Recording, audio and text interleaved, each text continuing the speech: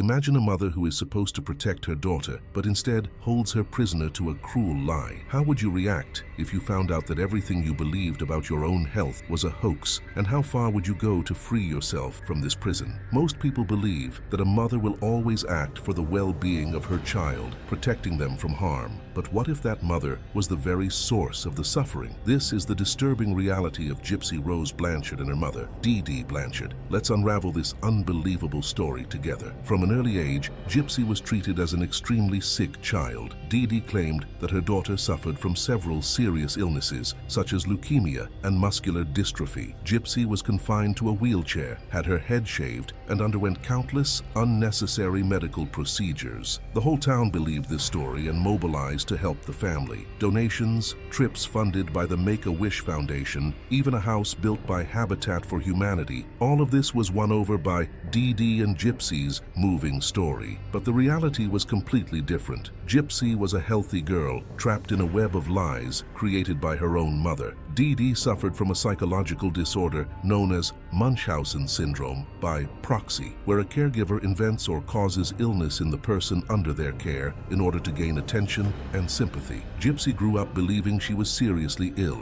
without ever questioning her mother's orders. However, as she got older, she became suspicious. At the age of 19, Gypsy began to rebel against Dee Dee. In secret, she went online and made friends online. That's how she met Nicholas Godejohn, a young man from Wisconsin. They quickly became more than friends, and in 2015, they planned to meet for the first time. The relationship between Dee Dee and Nicholas was explosive. Dee Dee hated Nicholas and saw him as a threat to her control over Gypsy. Determined to break free, Gypsy and Nicholas began to plan a way to escape Dee Dee's grasp. What began as a desperate attempt to escape soon turned into a deadly plan. On the night of June 14th, 2015, Nicholas entered the Blanchard home with Gypsy's help and stabbed Dee Dee to death. The scene was terrifying, with Dee Dee succumbing to her injuries while Gypsy hid in the bathroom, unable to directly confront the violent act. After the murder, Gypsy and Nicholas fled, but not before posting disturbing messages on Dee Dee's Facebook account in an attempt to alert the authorities to the crime. These posts led the police to Nicholas and Gypsy, who were found together in Wisconsin. Gypsy was finally free of her mother, but this freedom came at a very high cost. Nicholas' trial revealed shocking details about the abuse Gypsy had suffered throughout her life. Dee Dee's psychological manipulation, absolute control over every aspect of Gypsy's life, and the desperation that drove the young woman to plan the murder of her own mother. While Nicholas was sentenced to life in prison without the possibility of parole, Gypsy received a 10-year sentence for second-degree murder. The story of Gypsy Rose and Dee Dee Blanchard is a dark tale of abuse, manipulation, and despair. It makes us question how far someone can go to break free from a cycle of suffering imposed by those they are supposed to love and protect. The investigation into the case revealed deep layers of deception and abuse that shocked both the public and the health professionals involved. For years, Dee Dee managed to deceive doctors, friends, and neighbors about Gypsy's health conditions. She presented convincing symptoms, often induced by medication she administered to her daughter, and even forged medical documents to support her lies. Health professionals began to notice inconsistencies in Dee Dee's reports, but their concerns were often drowned out by the mother herself, who presented herself as a dedicated and tireless carer. One of the doctors who treated Gypsy even suspected a hoax and tried to raise the issue, but the lack of concrete evidence and Dee Dee's manipulative behavior prevented a deeper investigation at the time. Gypsy, for her part, was molded to believe that she was a sick child. Not only was she dependent on her mother for basic care, but she was also deprived of a proper education and any sense of normality in life. Gypsy's attempts to rebel were often stifled by Dee Dee, who reinforced her daughter's dependence through fear and emotional manipulation. When Gypsy finally met Nicholas Godejohn, she saw in him an opportunity to escape. Nicholas, who also had his own difficulties, including a diagnosis of autism, became a willing accomplice in Gypsy's plan. He believed he was helping to free his beloved from oppressive captivity. His devotion to Gypsy was such that he agreed to commit the heinous crime of killing Dee Dee. On the night of the murder, the plan was executed with a precision that contrasted with the emotional chaos they were both experiencing. Nicholas entered the house, went to Dee Dee's bedroom, and stabbed her repeatedly while while Gypsy hid in the bathroom, trying to block out the horrible sounds coming from the bedroom. After the crime,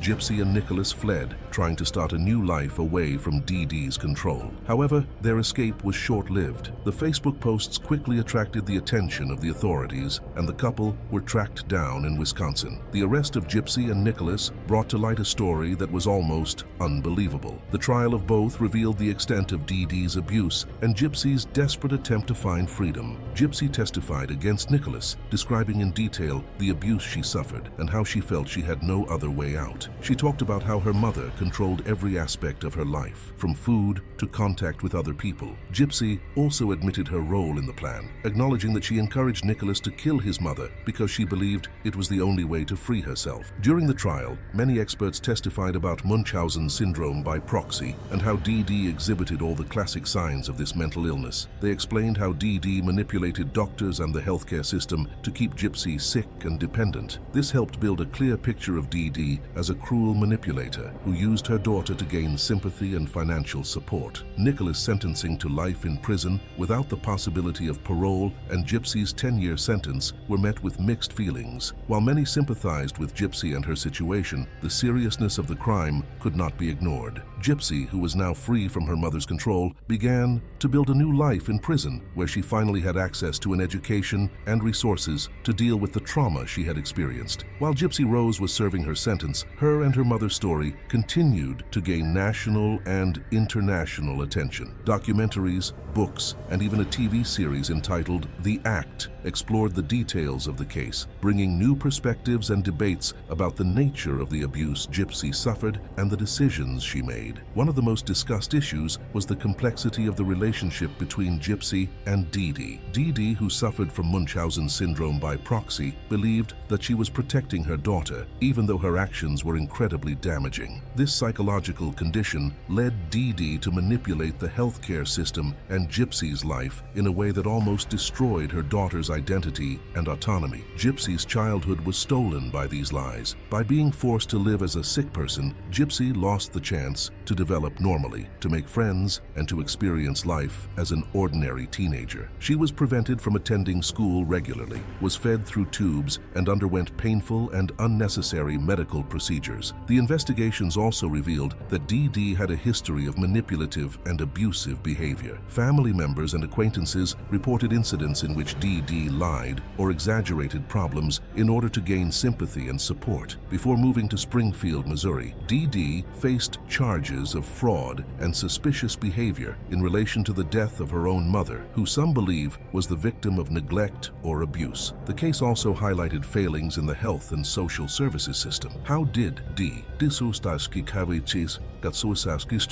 manage to fool so many health professionals for so long? The lack of communication between different doctors and institutions allowed Dee Dee to continue her lies unchallenged. Doctors who raised suspicions often didn't have the support they needed to investigate further, and Dee Dee was skilled at manipulating and diverting attention. Gypsy, for her part, faced an impossible dilemma. Growing up in an environment of total control, she didn't know how to escape her mother's influence. The internet became her only window to the outside world, where she finally found someone who seemed to understand her pain and was willing to help her escape. But the planned escape turned into a desperate act of violence. The relationship between Gypsy and Nicholas was also the subject of much scrutiny. Nicholas, who had a history of mental and behavioral problems, was easily influenced by Gypsy and the desperate situation she described. He believed he was saving her, but his actions ended up sealing their fate. Gypsy used her time in prison to reflect on her actions and the impact of the abuse she suffered. She took part in educational and counseling programs, seeking to better understand her own psychology and the reasons behind her mother's behavior. Although prison was the ideal place for this recovery, it offered Gypsy a kind of stability and routine that she never had while living under Dee Dee's control. Meanwhile, society continued to debate the morality and justice of the sentences. Many argued that Gypsy deserved a chance at rehabilitation outside of prison, considering the extreme abuse she had suffered. Others believed that, despite the circumstances, the crime she committed was too serious to be treated leniently. While Gypsy Rose Blanchard spent her days in prison, the story of her life continued to unfold outside the prison walls. The public was fascinated by the case, and the media explored every detail, from Gypsy's childhood to the tragic climax that led to Dee Dee's death. The series The Act dramatized the events, highlighting the toxic relationship between mother and daughter and generating even more interest in the case. In addition to the media, the legal system also had to deal with the ramifications of the case. Gypsy's defense argued that she was a victim of circumstances and that her actions were the direct result of the prolonged abuse she suffered. Mental health experts testified about the devastating effects of Munchausen Syndrome by proxy, explaining how continuous abuse can drive the victim to desperate extremes. At Nicholas Godejohn's trial, the defense tried to paint a picture of a manipulated and mentally vulnerable young man. His autism diagnosis and low IQ were presented as evidence that he didn't fully understand the consequences of his actions. However, the prosecution argued that despite his limitations,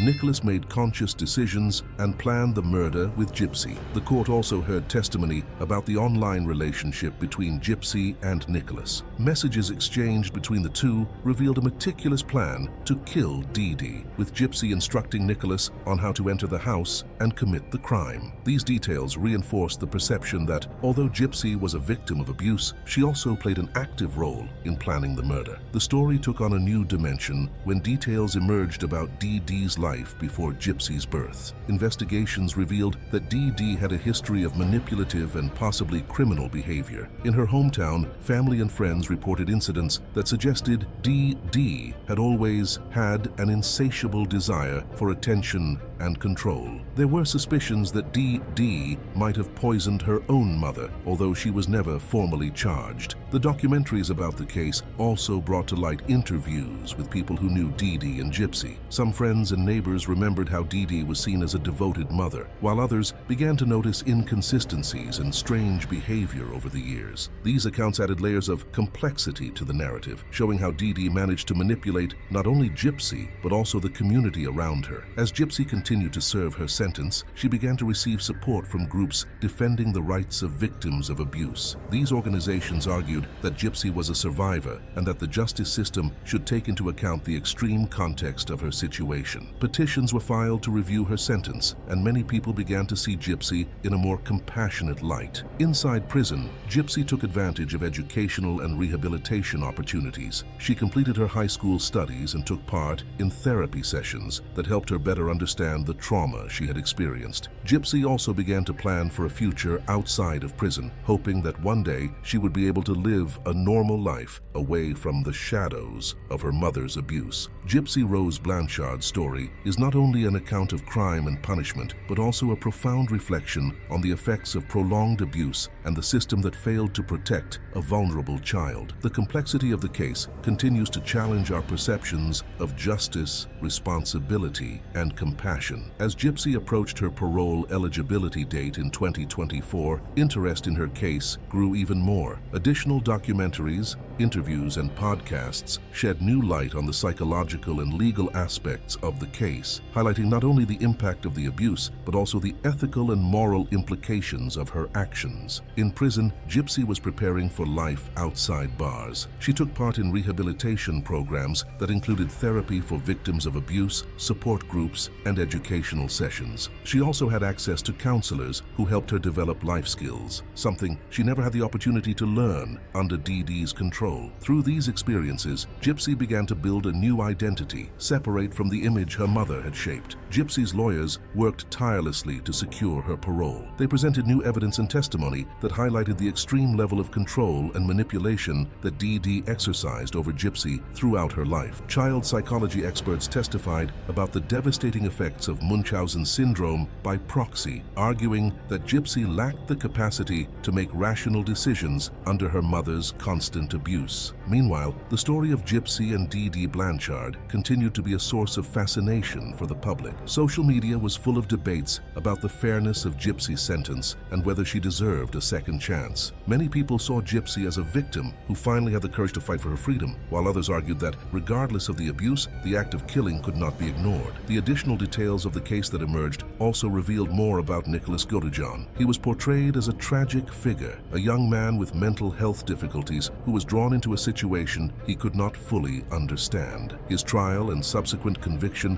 raised questions about how the justice system deals with individuals with mental disabilities and whether sentences should consider these circumstances in a more compassionate way. The medical community has also come under scrutiny. How did Dee Dee manage to fool so many doctors for so long? There were clear flaws in the system that allowed Dee Dee to continue abusing Gypsy undetected. This aspect of the case has led to greater awareness of Munchausen Syndrome by Proxy and the need for stricter protocols to identify and investigate possible cases of medical abuse. The interviews with Gypsy inside the prison showed a young woman who, despite everything, still had hope for the future. She talked about her plans to study, work, and eventually help other victims of abuse. Gypsy expressed regret for what had happened, but also a deep understanding that at that moment she saw no other way out. Her story continued to be an example of how abuse can distort one's perception of reality and lead to desperate decisions. Beyond the legal and psychological aspects, Gypsy and Dee Dee Blanchard's story touched on universal themes of control, freedom, and resilience. Gypsy's journey from a stolen childhood to the struggle for autonomy resonated with many people who saw her as a figure of resistance against oppression. Her painful journey raised important discussions about the nature of abuse and the human capacity to seek freedom at any cost. The story of Gypsy Rose Blanchard and Dee Dee Blanchard is a devastating example of the extremes to which psychological abuse can lead. We saw how a mother can become her daughter's greatest enemy, manipulating and controlling every aspect of her life. Gypsy's fight for freedom and justice, even in the midst of such tragic circumstances, is a powerful lesson in human resilience and the relentless pursuit